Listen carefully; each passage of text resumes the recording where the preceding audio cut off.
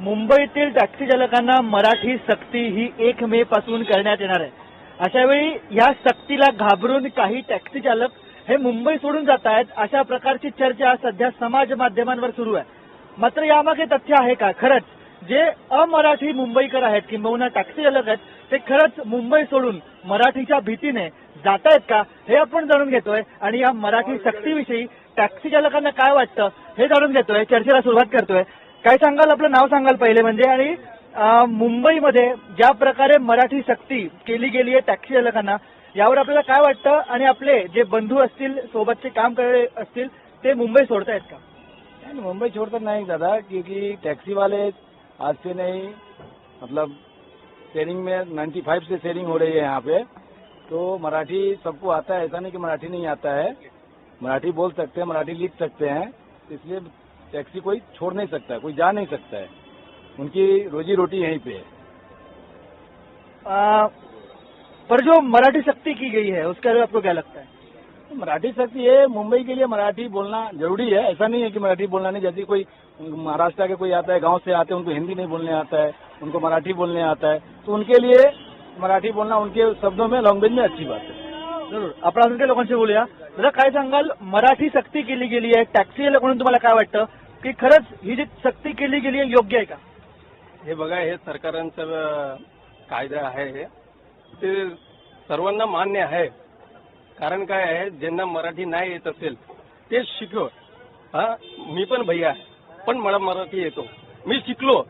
आता इथे तुम्ही कोणी सांगतात मी 20 वर्षापासून राहतात, कोणी सांगतात मी 40 वर्ष राहतात, मग तुम्हाला मराठी काय नाही येत, हे पण विषय आहे ना।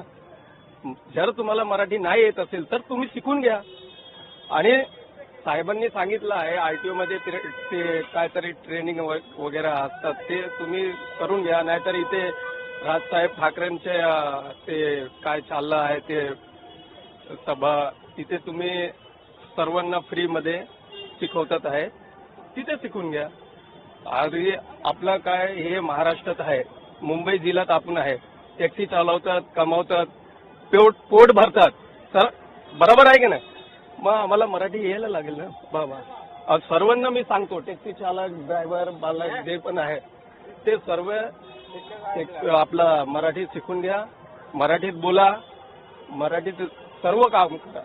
तुमच्या पॅसेंजर जर मराठी माणूस असेल तर तुम्ही काय करणार, ते पण गोष्टी आहे ना। मात्र दुसरीकडे ह्या सक्तीमुळे आपले काही बांधव हे मुंबई सोडून जात आहेत, यावर तुम्हाला काय असं काय नाही, कोण नाही सोडून जातात, इथे सर्व टॅक्सीवाले आहे, कोण नाही जातात। काय वाटतं, सोडून चाललेत का? नहीं सर, छोड़ के नहीं जा रहे? नहीं नहीं नहीं, क्यों छोड़ के जाएंगे? मतलब मराठी सीखना आसान है कि आपको क्या लगता है? हाँ आसान है, ऐसा कुछ बात नहीं है, बोल सकते हैं, ये बात थोड़ी एक नहीं बोल सकते हैं, कोई भी कुछ भी बोलता है, हम लोग समझते हैं। आज 96 से मुंबई में है, टैक्सी ड्राइवर हैं, टैक्सी चला रहे हैं, टैक्सी ओनर हैं, सब कुछ है, ऐसी बात नहीं है। लेकिन जो एक मत प्रवाह है जो कहता है कि मुंबई में हम मराठी नहीं बोलेंगे, कुछ भी हो जाए हिंदी बोलेंगे, आपको क्या लगता है उसके बारे में? उसके बारे में ऐसा कुछ नहीं है, मतलब नहीं बोलेगा, उसको नहीं आएगा तो कैसे बोल सकता है, ये बात थोड़ी है। अब जिसको आता है वो बोलता है, जिसको नहीं आता वो कैसे बोलेगा? मराठी सीखना आसान है कि कठिन है? नहीं आसान है, ऐसी बात थोड़ी है कि नहीं कठिन है, क्या कठिन है, सब कुछ आ सकता है, ये बात नहीं है। नक्कीच आपण अजून काही लोकांशी बोलूया। काय वाटतं तुम्हाला, जो निर्णय आहे प्रशासनाचा की आपल्याला मुंबईत टॅक्सी चालवायची असेल तर मराठी यायलाच हवं, काय वाटतं आपल्याला? मराठी आना सही है, लेकिन जो 15 दिन का डेट दिए हैं ये थोड़ा सा वो है, जल्दीबाजी है, थोड़ा डेट बढ़ा के देना। 6 साल बाद ऐसा करना चाहिए, ये थोड़ी है कि तुरंत बोलो तुरंत हो जाए, ये सब नहीं होना चाहिए। कम से कम साल 2 साल का मौका मिलना चाहिए टैक्सी वाले को।